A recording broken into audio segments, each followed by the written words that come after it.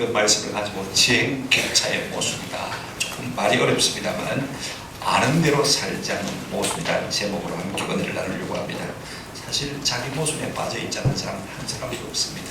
나는 온전하다 그래도요, 또 다른 사람이 보면 역시 그도 모순과 오류에 빠져 있는 것을 볼 수가 있습니다. 오늘날 현대인의 가장 큰 모순은 크게 두 가지라고 생각이 되는데요. 첫째는요, 내가 그렇게 말한다고 해서 그렇게 사는 것처럼 착각하는 것입니다. 내 이웃을 내 몸과 같이 사랑하라. 우리가 항상 그렇게 말하지 않습니까? 그렇게 말했다고 해서 내가 그렇게 사는 것처럼 착각하는 모습이 우리 속에 있다는 것입니다. 두 번째는요, 그렇게 아는 것으로 그렇게 사는 것처럼 착각하는 것입니다. 내가 안다. 그러므로 내가 그렇게 산다. 이것이 우리가 가장 많이 범하고 있는 모습인 것입니다. 아는 것은 많은데 말은 그럴 것 같아. 그렇게 아는 만큼 그렇게 말한 만큼 사는 사람이 없더라는 말인 것입니다. 목사인 저 역시 이 문제에서 조금도 자유로울 수가 없는 것이 사실입니다. 이 같은 현대인을 닮은 한 사람을 우리가 오늘 본문을 통해서 보게 되었습니다. 그 사람이 누굽니까? 솔로몬 왕이지요. 그런 지혜의 대명사입니다. 인류 역사상요, 솔로몬처럼 지혜를 많이 받은 사람도 없었고 앞으로도 솔로몬을 능가한 사람도 없을 것입니다. 왜냐하면 하나님이 그렇게 말씀하셨기 때문에 그렇습니다. 그런데 여러분, 그와 같은 지혜의 대명사인 솔로몬이 말입니다. 그렇게 엄청난 지혜를 가지면서도 어리석은 삶을 산 사람의 대명사가 되었다는 사실이 놀랍지 않습니까? 그렇게 지혜를 배우고 지혜를 들어간 사람이라면 자연히 따라오는 것이 지혜롭게 살다가 지혜롭게 죽는다는 것입니까? 그렇게 기결되어야 당연한 것인데 그렇게 살지 못한 모순을 오늘 본문을 통해서 보게 되어지는 것입니다. 그런 탁월한 지혜를 가졌고 많은 사람을 가르쳤습니다. 우리가 열왕기상 4장 32절에 보면 그런 잠언 3,000가지를 말하였고 사람들을 일깨우는 지혜의 말을 갖다가 3,000수나 말했다는 것입니다.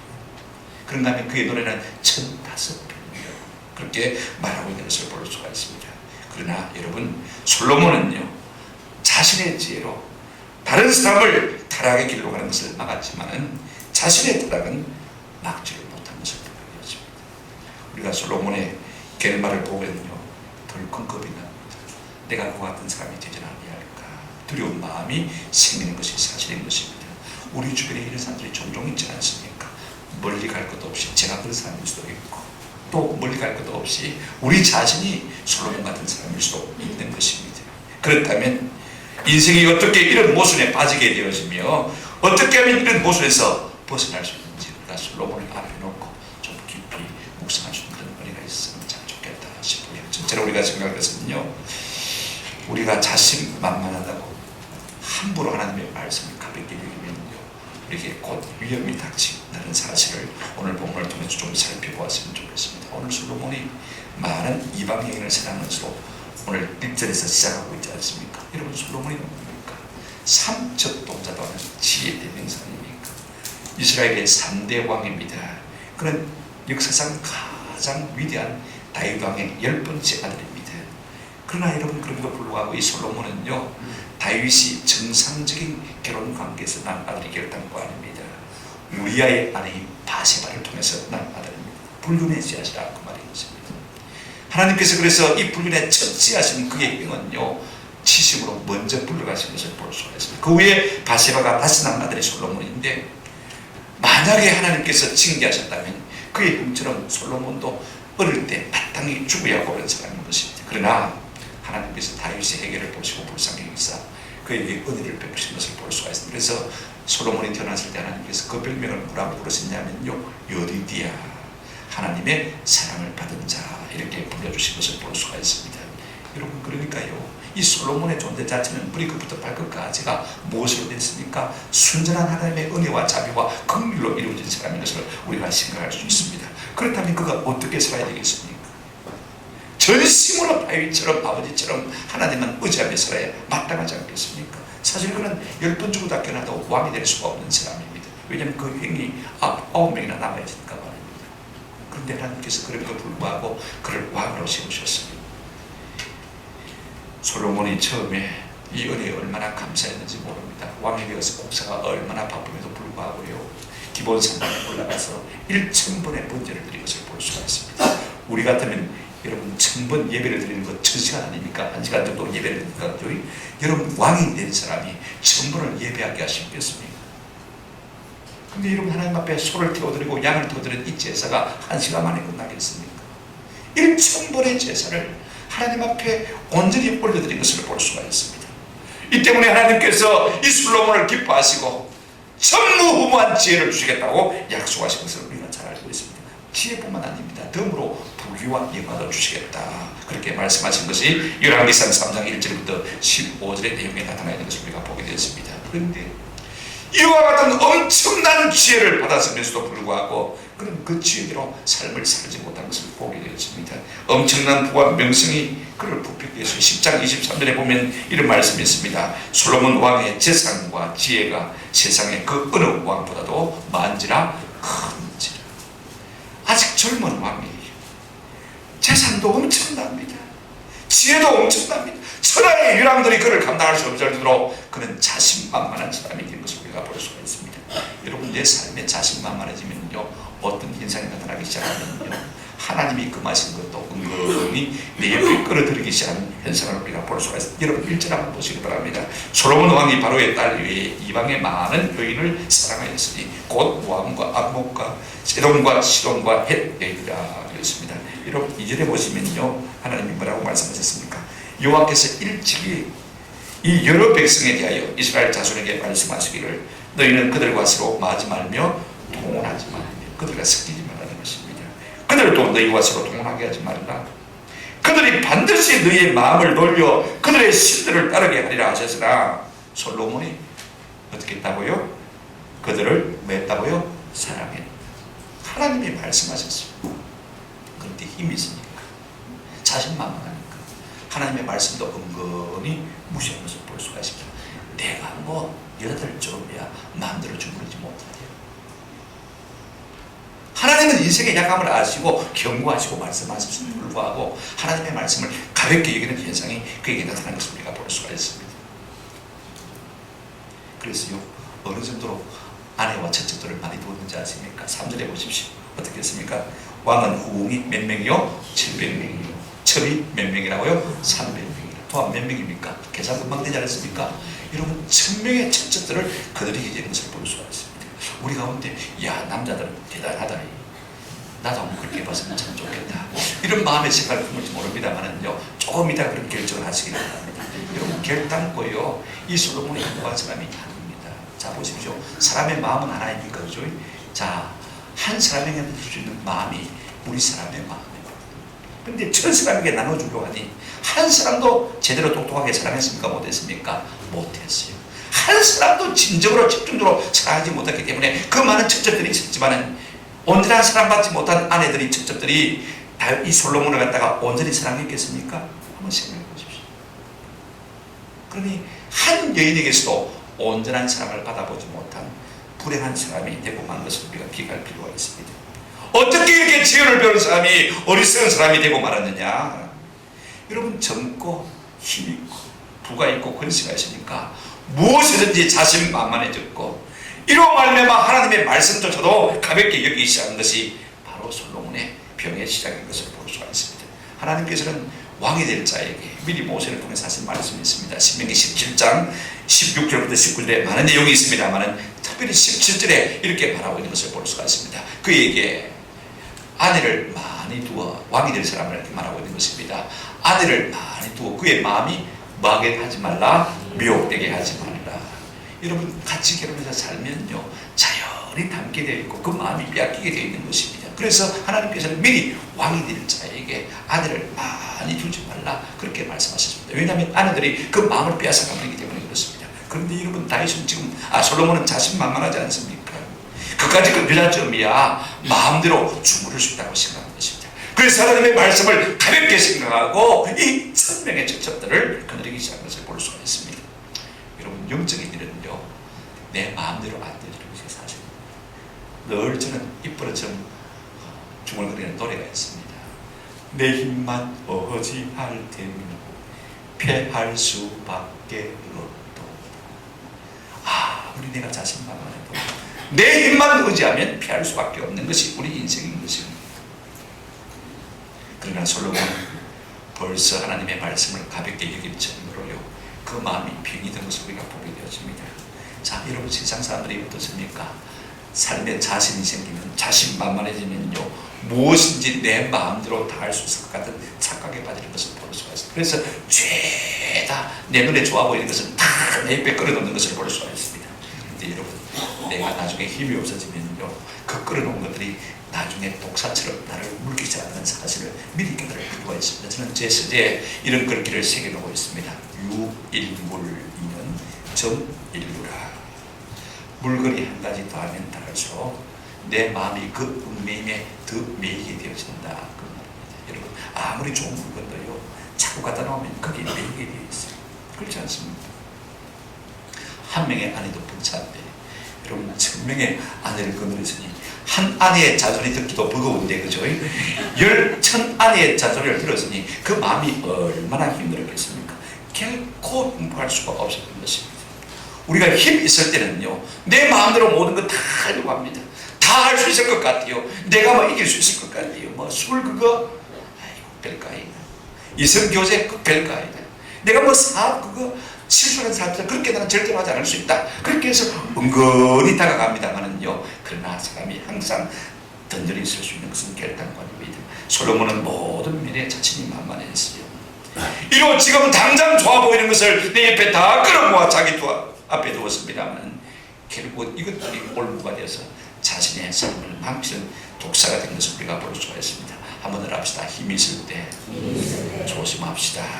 그래서 사도 바울이 그렇게 말하고 있습니다. 그러므로 선 줄로 생각하는 자는 넘어질까 마라 조심하라. 우리가 그렇게 할 때야 비로소 아는 것과 행하는 것에 모순에 빠지지 않을 수 있는 은혜가 있는 것입니다. 오늘 우리의 삶에 지금이라도 하나님께서 기뻐하시는 것이 생각나거든요. 아예 젊을 때, 조금이라도 한 살이라도 젊을 때 떨쳐버려 주는 은혜가 있기를 주님의 이름으로 축원합니다. 두 번째 우리가 생각할 것은요, 사람은 누구나가 늙고 병들고 약해진다는 사실인 것입니다. 지금 자신만만할 때는 그런 걸 생각을 못해요. 내 인생이 항상 젊고 항상 잘되고 항상 승리할 줄로 착각하는 것이 우리 인생인 것을 볼 수가 있습니다. 사람이 항상 젊고 건강하고 힘이 있는 것은 결단권입니다. 메뚜기 한 줄이라고 젊음도 여러분 한때 불구하고 금방 늙어가는 것이 인생입니다.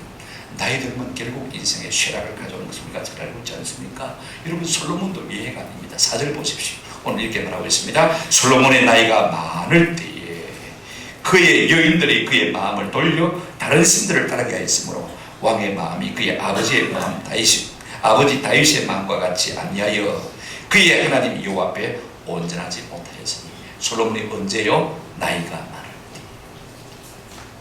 참 중요한 말씀입니다. 이제 세월이 흘러서 그 빛에 등등하던 솔로몬 왕이 이빨 빠진 호랑이 꼴이 되고 말았다고 말하고 있는 것을 볼 수가 있습니다. 우리 인생이 1000만 년 잘 될 수 있다고 생각한다면 그것은 큰 오해입니다. 모세는 시편 90편 10편에서 우리에게 이렇게 일깨워주고 있습니다. 보실까요? 우리의 연수가 70이요 강건하면 80이라도 그 연수의 자람은 수고와 슬픔뿐이요 신속이가니 우리가 날아가나이다. 여러분, 80을 살고 여러분, 이야 내가 올해 많이 살았다 그런 분이 있습니까? 금방 세월을 가지 않습니까? 근데 우리가 꼭 깨달아야 되는 게 있습니다. 우리의 연수가 몇이요? 70이요 강건하면 몇이라? 80이요. 내가 1000년만 년 사는 것이 아니라는 것입니다. 우리가 이 정도 산다는 것을 계산하고 미리 우리가 삶의 단놀이를 잘하라고 모세가 우리에게 일깨워주고 있는 것을 우리가 볼 수가 있습니다. 그러나 솔로몬은요, 지금 당장 힘이 있으니까 권세 있으니까 내가 늙을 줄로 생각을 못하는 거예요. 항상 건강할 줄로 생각하는 것을 볼 수가 있습니다. 그래서 어떻게 했습니까? 젊었을 때 힘이 있을 때 하나님의 말씀을 가볍게 여기고 온갖 여인들을 다 끌어모아 자기 마음에 든 것을 볼 수가 있습니다. 그런데 나이가 드니까 힘이 약해지니까 이제는 그 1000명의 처첩들이요 자기 하나밖에 없는 마음을 천간에로 지져가는 것을 볼 수가 있습니다. 그래서 어떻게 됐습니까? 그 여인들이 다 솔로몬의 마음을 빼앗아 돌려서는요 하나님을 경외하는 데 따라서 온갖 우상을 다 섬기도록 만든 것을 우리가 보게 되죠. 사람이 나이가 들면요 몸과 마음이 다 약해집니다. 젊을 때야 내 마음대로 할 수 있지요. 그래도 힘이 있으니까 내 의지대로 가능합니다만은요 나이가 들면 변수 없이 다 우리가 휘둘리게 될 수밖에 없는 것입니다. 그 그가 젊고 형통할 때 마음대로 끌어들인 모든 처처들이 이런 독사가 되어서 그의 마음을 물어뜯기 시작하는 것을 볼 수가 있습니다. 사람의 마음 하나입니까? 그런데 솔로몬이 나이가 드니까 그 1000명의 처처들이 솔로몬의 그 마음을 갖다가 천간으로 찢어가는 것을 우리가 볼 수가 있습니다. 여러분 사절을 보십시오. 솔로몬의 나이가 많을 때에 그의 여인들이 그의 마음을 돌려 다른 신들을 따르게 하였으므로 결국은요, 힘 있을 때 내가 하는 경외하고 하는 전리가 그러지만은요, 힘 없을 때는요 그 마음이 넘어질 수밖에 없는 것입니다. 사람의 마음이 참 중요합니다. 잠언 4장 23절에 모든 지킬 만한 것 중에 더욱 내 마음을 지키라. 생명의 근원이 어디서 난다고요? 이 마음에서 난다. 그래서 하나님은 우리의 마음을 감찰하시는 겁니다. 예레미야 12장 3절에 보면 이렇게 말씀하고 있습니다. 여호와여 주께서 나를 보시고 나를 아시고 나를 보시며 내 마음이 주를 향하여 어떠함을 어떻게 하신다고요? 감찰하시오니. 하나님은 지금도 우리의 마음이 어떠함을 감찰하신다. 그렇게 말씀하셨습니다. 솔로몬이 언제부터 어리석은 자가 되기 시작했습니까? 사람의 마음은 하나인데 이렇게 천갈래 만갈래 나누어 주면서부터 어리석은 자의 길을 들어서기 시작한 것을 볼 수가 있습니다. 여러분 6절 한번 보시기 바랍니다. 솔로몬이 여호와의 눈앞에서 악을 행하여 그의 아버지 다윗이 여호와를 온전히 다름같이 따르지 아니하고, 자꾸 그 마음을 이방 처처들에게 주다 보니까 그들이 지금 그 마음을 빼앗아가지고 하나님께서 멀리 떠나게 하고 그들이 가져온 우상을 숭배한 것을 볼 수가 있습니다. 여러분 다윗은요 전심으로 하나님을 섬기는 사람의 대명사입니다. 시편에 그의 시편을 보게 되어지면 내가 전심으로 주를 찬양하리이다, 전심으로 주를 섬기리이다. 이 전심이란 말이 얼마나 많이 기록되어 있는지 모릅니다. 이런 글을 가르쳐서 하나님께서는 내 마음에 합한 자라, 내 마음에 맞는 자라고 했습니다. 그러나 솔로몬은 그러지를 못했어요. 여러분 보세요. 5절에 이는 시돈 사람의 여신 아스타로스를 따르고 암몬 사람의 가정한 밀곰을 따릅니다. 7절 모압의 가정한 그모스를 위하여 예루살렘 앞 산에 뭘 지었고요? 산당을 지었고 또 암몬 자손의 가정한 몰록을 위하여 그와 같이 하였으며 8절에 보시면 그가 또 그의 이방 여인들을 위하여 다 그와 같이 한지라. 그들이 자기들의 신들에게 분양하며 제사했다. 이방 처처들을 그려놓으니까 말입니다. 그들이 솔로몬이 힘었을 때는 아마 우상을 꺼내놓지도 못했을 것 같아요. 힘이 없으니까 어떡합니까? 날 위해서 우상 신당을 만들었어요. 그래 안 들어줄 수가 있습니까? 온 예루살렘 산마다 언덕마다 그 이방 처처들이 가져온 우상 산당을 만들었다. 그렇게 말하고 있습니다. 얼마나 하나님을 거슬렸습니까? 이방 여인들이 그의 마음을 흔들어 놓았기 때문이죠. 하나님은 우리의 마음이 하나님께로 온전히 기울어지기를 원하신다는 사실을 우리가 기억할 필요가 있습니다. 왜냐하면 하나님께서 우리에게 모든 걸 다 주셨거든요. 그의 아들을 우리 위해서 십자가에 내어주실 때 하나님께서 우리에게 마음을 주지 않고 그 아들을 내어줄 수 있겠습니까? 그러므로 하나님 우리를 행하신 사랑은 온전하신 하나님의 사랑인 줄로 믿습니다. 그렇게 온전한 사랑을 우리에게 쏟아부었는데 하나님께서 우리에게 부분적인 마음을 받으시겠습니까? 우리가 해야 될 일이 무엇입니까? 전적으로 전심으로 주를 예배하고 찬양한다는 것입니까? 사람은 나이가 들면요 하루에 여러 가지 일을 하기가 참 어렵습니다.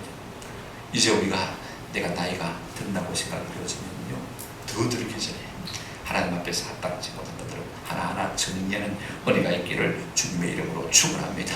나이가 들면 들수록 오직 하나님 앞에 집중하는 기도하고 성경 읽는 이 일에 많이 집중하고 하나님을 예배하는 일에 집중하고 전심으로 하나님을 향하는 이 마음들이 우리에게 필요한 것입니다. 젊었을 때 내 주변에 그런 것들 모든 것들 하나씩 하나씩 정리하는 은혜가 있기를 주님의 이름으로 축원합니다. 세 번째로 여러분 마음은 내 마음이지만은요 하나님의 말씀을 가볍게 여기기 시작하면요 이 내 마음을 내 마음대로 할 수 없다는 사실을 우리가 솔로몬을 통해서 보게 되어지는 것입니다. 보십시오. 솔로몬이 젊었을 때 힘이 있다고 마음대로 끌어들였던 모든 이방 천처들이 나중에는 올무가 되고 자기를 끌어오는 독사가 되고 간 것을 볼 수가 있습니다. 이로 말미암아 솔로몬은 처음에는 지혜를 배웠습니다마는 점점 어리석은 자의 길로 들어선 것을 볼 수가 있습니다. 감사하게도 하나님께서 이런 솔로몬을 멈추어 세우기 위해서 그에게 말씀하시고 또 말씀하신 것을 볼 수가 있습니다. 저는요 이런 하나님이 참 좋아요. 우리의 어떠함에도 불구하고 한번 더 합시다. 말씀하시고 또 말씀하시는 하나님, 하나님은 얼마나 자비와 긍휼이 풍성한지 모릅니다. 여러분, 저는 참 못돼가지고 한두 번 말에 안 들으면요 다시는 말 안 합니다. 저대로 해라, 저대로 해라. 이미 마음을 끊어버리는 것이죠. 근데 하나님은요, 우리가 깨닫고 돌이킬 때까지 말씀하시고 또 말씀하시는 좋으신 하나님이신 것을 볼 수가 있습니다. 여러분, 하나님의 가장 무서운 심판이 무엇인지 아십니까? 하나님은 자기 백성을 심판하실 때요, 가장 큰 심판이 그의 말씀을 그 사람에게서 감추시는 것입니다. 다시 말하면 말씀하지 않는 것입니다. 아무리 해도 하나님의 말씀이 내 귀에 들려오는 것이 가장 큰 심판인 것입니다. 내 마음이 강동되는 것입니다. 이것이 가장 큰 심판. 오늘 하나님께서 솔로몬에게 뭐라고 말씀하고 계십니까? 9절 10절 보시면요, 솔로몬의 마음을 돌려 이스라엘 하나님 여호와를 떠남으로 여호와께서 그에게 뭐 하시니라? 진노하시니라. 여호와께서 일찍이 두 번이나 그에게 나타나시고 10절에 이 일에 대하여 명령하사 다른 신을 따르지 말라 했으나 그가 여호와의 명령을 지키지 아니하였습니다. 이미 하나님의 말씀을 가볍게 여기지 않은 그 병이요, 이런 중병이 든 것을 볼 수가 있습니다. 말씀하시고 또 말씀하시고. 언제 하나님께서 솔로몬에게 두 번 나타나셨습니까? 그가 기브온 산단에서 1,000번째를 드릴 때 하나님께서 그에게 나타나서 말씀하셨고, 두 번째는 그가 예루살렘 성전을 다 건축하고 하나님 앞에 봉헌했을 때 그 밤에 하나님께서 솔로몬에게 나타나신 것을 우리가 성경을 통해서 잘 알고 있습니다. 그 두 번 나타나실 때 하나님께서 솔로몬에게 공통적으로 하신 말씀이 뭐냐면요, 9장 4절에 나와 있습니다만, 내가 만일 내 아버지 다윗의 행함같이 마음을 온전히 하고 바르게 하여 내 앞에서 행하며 내가 내게 명령한 대로 온갖 일에 순종하여 내 법도와 율례를 지키며 우상에서 떠나면 그랬습니다. 다른 신들을 섬기지 말아라, 이렇게 말씀하신 것을 볼 수가 있습니다. 그럼에도 불구하고 솔로몬은 하나님의 말씀을 가볍게 여기고 마침내 자기가 끌어들어온 천적들로 말미암아서 그 마음이 완전히 물리게 되어지고 우상 숭배의 자의 길로 나아가는 것을 우리가 볼 수가 있습니다. 이로 말미암아 하나님이 진노하셨어요. 어떻게 말씀하시냐면 11절 우리 한번 같이 보실까요? 11절 여호와께서 솔로몬에게 말씀하시되 내게 이러한 일이 있었고 또 내가 내 언약과 내가 네게 명령한 법도를 지키지 아니하였으니 그 다음 한 같이 읽으십니다. 시작. 내가 반드시 이 나라를 네게서 빼앗아 내 신하에게 주리라. 하나님의 말씀을 지키지 않는 이 솔로몬에게 하나님께서 나라를 빼앗아서 내 신하에게 주겠다고 말씀하신 것을 볼 수가 있습니다. 저는요, 대학 4년을 박대통령 말기에 다니기 때문에 날마다 데모하느라고 학교를 제대로 다니지 못했어요. 학교 조금 가면 데모하고 조금 있으면 휴교를 내리고 탱크가 와가지고 학교 문을 딱 막고 다 돌아가라고 제대로 공부를 못했어요. 그때 우리 김근혜 때 늘 선포되는 말씀이 뭐냐면요, 왕이 하나님의 말씀을 거역하면 그 나라를 빼앗아 그 신하에게 주겠다. 김근혜 시간마다 이 말씀이 선포되었어요. 기독교 칼빈의 기독교 강조에 보면 이런 말씀이 있습니다. 왕이 하나님 앞에 잘못하면 하나님이 그 나라를 빼앗아 신하에게 줄 것이다 하는 말이 이 성경 말씀을 근거로 있는 것을 우리가 보게 되었습니다. 저는 박정희 대통령이야말로 참으로 우리나라에 없어서는 안 될 아주 귀중한 대통령이라고 생각합니다만, 그러나 그가 6.6수교사 이 불교 왕초 아닙니까? 그 죄악을 따라서 자꾸 불교를 지능케 하고 험하게 할 때 하나님께서 그를 막으신 것을 볼 수가 있습니다. 결국 그것 때문에 하나님께서 나라를 빼앗아서 그 신하에게 준 것을 저는 역사적인 현장을 똑똑히 목도한 것입니다. 우리가 이걸 꼭 기억할 필요가 있습니다. 우리가 하나님의 말씀을 거역하고 거스리고 자꾸 마음을 굳게하면요, 우리의 모든 것을 빼앗아서 어떻게 한다고요? 내 신하에게 주겠다. 그러나 하나님은 꼭 그렇게 원하시는 하나님이 아닙니다. 한번 더 하십시다. 진노 중에서라도 긍휼을 베푸시는 좋으신 하나님이십니다.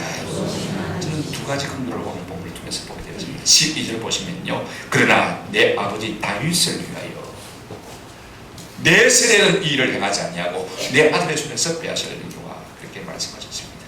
무슨 말씀입니까? 당장 이 나라를 네게서 빼앗지 않고 아들 내 아세야 그렇게 하겠다는 것입니다. 무슨 말씀입니까? 내가 내 기회를 한 번 더 주겠다는 것입니다. 아들 댁까지 물려가려면 아직도 세월이 남아있지 않습니까? 그때 돌이켰으면 얼마든지 다시 회복할 수 있는 이 솔로몬이 그 기회를 놓쳐버리고 간 것을 볼 수 있습니다. 두 번째, 하나님께서 어떤 긍휼을 베푸십니까? 13절에 보시면 오직 내가 이 나라를 다 빼앗지 않고 다 빼앗아야 마땅합니다마는 다 빼앗지 아니하고 내 종 다윗과 내가 택한 예루살렘을 위하여 한 지파를 내 아들에게 주리라. 자기는 유다 지파니까 유다 지파는 당연히 자기에게 속하겠죠. 그런데 베냐민 지파를 하나 더 붙였어요. 그렇게 해서 이제 솔로몬에게 붙여주신 것을 볼 수가 있습니다. 여러분, 얼마나 자비와 긍휼이 많으신 하나님이십니까? 진노 중에서라도 긍휼을 베푸시다. 이렇게 긍휼을 베푸신 이유가 무엇입니까? 회개하고 다시 한번 돌이킬수록 기회를 주신다는 것을 볼 수가 있습니다. 우리 하나님은요, 그 취미가 무엇이냐면 우리의 죄를 사유하시는 것이 그 취미입니다. 시편 86편 5절 보시기 바랍니다. 같이 읽겠습니다. 시작. 주는 선하사 수하게 이를 즐거워하시며 죽게 부르짖는 자에게 인자하심이 화심이니. 하나님은 우리가 범죄할 수밖에 없는 연약한 주님을 아시고 우리가 회개하고 주님 앞에 부르짖으면 우리 주님은 싫어서 뭐 하시기를 즐거워하신다고요? 사죄하기를 즐거워하십니다. 할렐루야. 우리가 우리의 모든 죄악을 도서가면 하나님은요, 우리를 긍휼히 여기시고 우리의 모든 죄를 다 사해 주시겠다고 약속하셨습니다. 말씀을 믿습니다. 인생은 스스로 자신만만할 때가 가장 위험한 때. 자신만만하면요, 하나님의 말씀조차도 가볍게 여기는 풍조가 나타나기 때문에 그렇습니다. 결국은 이로 말미암아 어리석은 자의 길을 걷게 되는 것이죠. 솔로몬의 마음이 언제 하나님의 말씀을 떠나서 들어가기 시작했습니까? 통과할 때입니까? 행동할 때입니까? 10장 23절에 솔로몬 왕의 재산과 지혜가 세상에 그 어느 왕보다 큰지라. 그러므로 형통할 때 그 마음이 하나님의 말씀에서 떠나기 시작한 것을 볼 수가 있습니다. 그러므로 형통한 것이 마냥 축복만 안 해주다는 사실을 우리가 좀 깨달을 필요가 있습니다. 영국의 유명한 필립 해킹 목사님은 이런 말을 했습니다. 흔히 교회에서 교인들을 위해 중보기도할 때 가난한 자, 실패한 자, 병든 자들을 위해서 기도합니다. 그러나 그들보다도 더 위해서 기도해 줘야 할 사람들이 있는데 그 사람들이 누구냐면 한참 돈 잘 버는 사람, 성공하고 있는 사람, 젊고 건강해서 자신만만한 사람들을 위해서 교회가 그 이름을 적어놓고 기도해야 합니다. 왜냐하면 그때가 가장 위험한 때이기 때문입니다. 아멘. 여러 가지 공무원 곤란 가운데 있는 사람들은요, 하나님을 떠날 수가 없어요.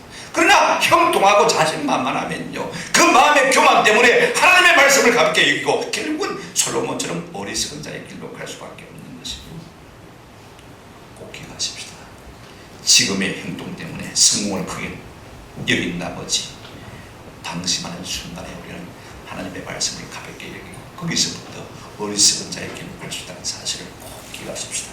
그러므로 제가 조금 전에 말씀드렸습니다만 선줄로 생각한다는 한번 따라 하십시다. 넘어질까 조심하라. 이것이 자기 모순을 이기고 지행격차를 줄이는 삶인 것입니다.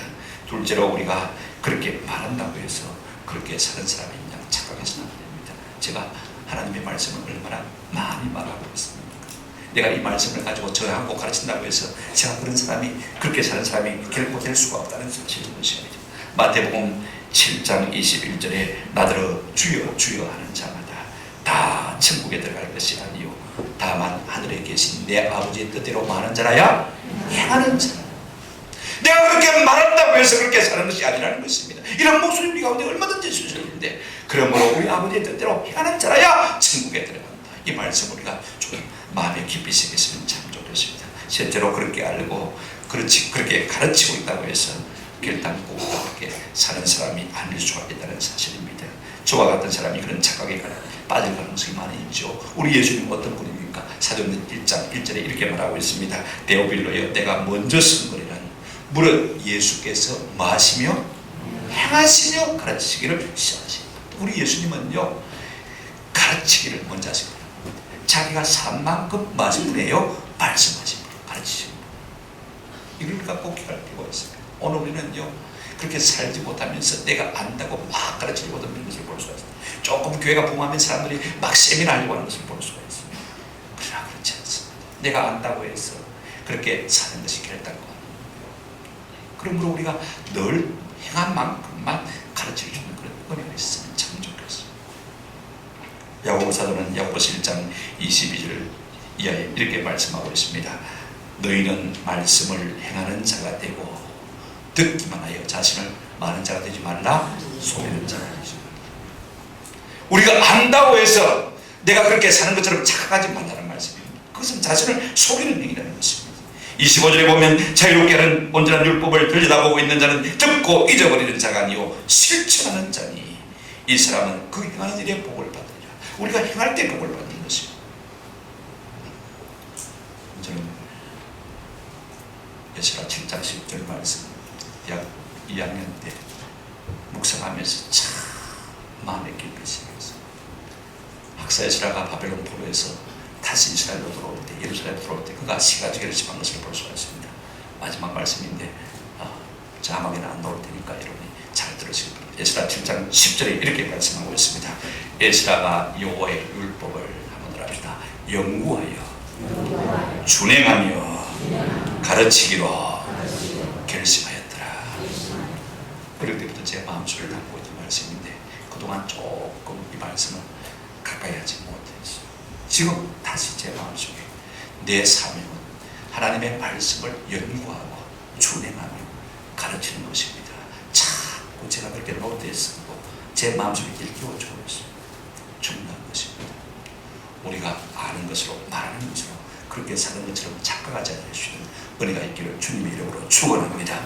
깊이 연구하고 그 말씀을 따라 삶으로 가르치는 은혜가 있으면 좋겠습니다. 그래야 우리가 지혜롭게 끝까지 말씀을 지키며 살 수 있는 것이죠. 그렇지 않으면요, 처음에는 지혜를 배웠지만 결국 그 마지막 말로가 비참한 솔로몬과 같이 될 수밖에 없다는 사실을 늘 마음속에 새기십시다. 지혜를 배웠으나 어리석은 자의 삶을 살지 않는 저와 여러분 되시기를 주님의 이름으로 축원합니다. 아멘.